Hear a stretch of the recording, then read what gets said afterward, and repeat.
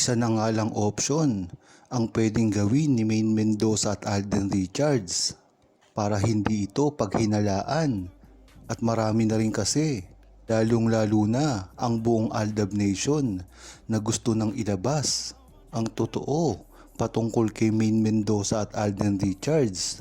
Ngunit sa kanila naman ito dapat manggaling. Kampante kasi ang buong Aldab Nation tungkol sa anak ni Maine Mendoza at Alden Richards. Kaya hindi ito pinoproblema ng buong Aldab Nation dahil marami naman talaga silang alam pagdating kay Maine Mendoza at Alden Richards. Ngunit nababahala lang sila dahil sila rin ang nasisira dito. Gusto lamang ng buong Aldab Nation na hindi na madamay ang kanilang personal na buhay, nang sa gayon ay matigil na ang sarsuela na talagang ipinipilit ng mga armin at ng mga nangbabas sa kanila. Para rin naman daw talaga sa kanila ito kung gagawin ang pag-amin tungkol sa anak nila, dahil wala nga namang mawawala pag inamin nila ito. Ang maaari lamang mangyari ay mabawasan na ang mga sarsuelista na talagang pinupuntirya si Maine Mendoza at Alden Richards, at nang sa gayon ay matahimik na rin ang buong Aldab Nation at ang mga tumutuligsa dito, dahil kahit gaano pa na maraming alam na makatotohanan ang buong Aldab Nation, kung hindi naman din aamin si Maine Mendoza at Alden Richards ay talagang mababaliwala lamang ito. Ang pagpapatunay nga ng pagmamahalan ni Maine Mendoza at Alden Richards ay hindi lamang normal, dahil napakahirap nila itong ginawa. Kung matatandaan nyo ay parang dumaan pa sa butas ng karayom para lamang ma-accept ng taong bayan ang kanilang relasyon. Bagamat hindi na ito namin ang tahasan ni Maine Mendoza at Alden Richards sa publiko, ngunit nagpapakita dito ang kanilang mga interview na si Alden ay talagang hindi marunong magtago ng feelings, kaya nalalaman at nababatid ng media at lalong-lalo na ng publiko at ng buong Aldab Nation na totoo nga ang relasyon niya kay Maine Mendoza.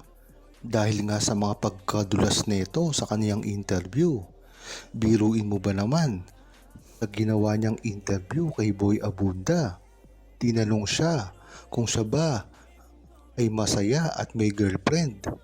Ang sinabi niya, masaya ang love life ko. Sa una ay hindi mo malalaman ibig sabihin ni Alden Richards, ngunit kung iisipin mo ito ng maigi, ay wala naman siyang nakasama prior dun sa interview na yun, kung hindi si Maine Mendoza lamang. Kaya dyan mo talaga malalaman na talagang si Boy Dulas ay hindi kayang magtago ng nararamdaman niya pagdating kay Maine Mendoza. At syempre ganun din si Maine Mendoza. Kahit ano pang sabihin ay talagang na naman natin ang nangyari sa simula pa lamang. Ang mga ikinikilos ni Maine Mendoza noong Caliseria time pa ay talagang makikita mo na talaga pagmamahalan at genuine na feelings niya patungo kay Alden Richards. At saka nga lang nabuko si Alden Richards na talagang noon pa lang ay nagustuhan niya na si Maine Mendoza. Kaya kung pagtatagpi-tagpiin mo ang mga pangyayaring ito, ay makikita mo na talagang sila na dati pa man at ngayon ay nagtutuloy-tuloy at talagang hindi sila masisira, dahil napakatatag na ng kanilang sinimulan at kahit kailanman ay hindi na sila masisira, at kahit kailan walang makakasirang basher sa kanila na talagang ang gusto lamang ay sirain ang kanilang relasyon. Ngunit gayon pa man, kang mga nakasuporta sa kanila ay hindi ito pinababayaan. Bagkus, lalong tumibay pa ang suporta pagdating kay Maine Mendoza at Alden Richards. Yan nga ang dapat gawin ni Alden Richards at Maine Mendoza. Kahit pa nahihirapan silang umamin sa publiko, ay tila nagpapakita naman ito ng mga senyales na hindi maiiwasan na mapansin, lalong-lalo na ang buong Aldab Nation. Kung ang mangyayari nga dito ay magsama sila sa isang proyekto, ay talagang napakagandang balita nito dahil nga naman ito ang matagal nang inaasam ng buong Aldab Nation. At hindi lang yon, pati na rin ang buong Pilipino, OFW man at mga seniors, mga bagong fans ni Alden Richards at Maine Mendoza. Kung matatandaan nyo ay hindi lang naman ang fans ni Alden Richards at Maine Mendoza at ng Aldab Nation ang mga fans ngayon. Nadadagdagan na rin ito dahil sa kahusayan naman ng mga pag-host ni Maine Mendoza sa Itbulaga at ganoon na rin ang pagpapakilig at pag-arte ni Alden Richards sa kanyang mga pelikula at teleserye. Kaya kung naniniwala kayo sa mga bashers, hindi nalalaos itong mga to dahil kumbaga ay nadadagdagan pa nga sila ng mga fans at ng mga supporter. Hanggang ngayon nga ay talagang ipaglalaban pa rin natin ang estado, mga karir ni Maine Mendoza at Alden Richards na alam natin na hindi ito magbabago at hindi masisira dahil ang mga bashers na ito ay wala namang silbi at hindi talaga ito nakakatulong pagdating sa mga paninira kay Maine Mendoza at Alden Richards dahil hindi naman kalkulado ang mga galawan nitong mga to.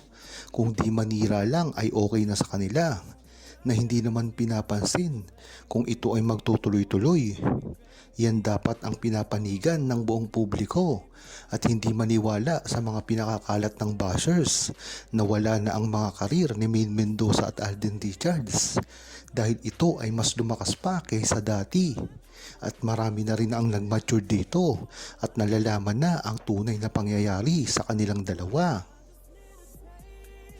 Marami ang bumabati ko sa kanila at gustong pabagsakin, lalong-lalo na ang mga bashers at ang mga sumisira. Dahil nga naman, nagpapakulo ito para lamang sila ay mapansin. Kung matatandaan nyo ay hindi na rin ito bago pagdating sa mga karir at ang mga dating pinagdaanan ni Maine Mendoza at Alden Richards. Noon pa man ay napakarami na rin nilang bashers. Kaya ngayon ay matalino na sila at hindi na nila ito basta-basta pinapansin pa. Yan naman talaga ang dapat nilang gawin. Kung dati kasi ang matatandaan nyo, ang mga bashers na ito at ang mga naninira kay Maine Mendoza at Alden Richards ay iisang tao lamang o pangkat. At ito ay ang mga kalaban nila sa network. Talagang naapektuhan si Maine Mendoza at Alden Richards dahil napakabata pa ng kanilang karir at kailangan ay hindi sila masira. Dahil nga naman, pagka may sumisikat na isang tao, napakabilis lamang ay madali lamang ito na masira. Huwag kalimutang mag-subscribe, comment at i-like ang video na ito. Thanks for watching!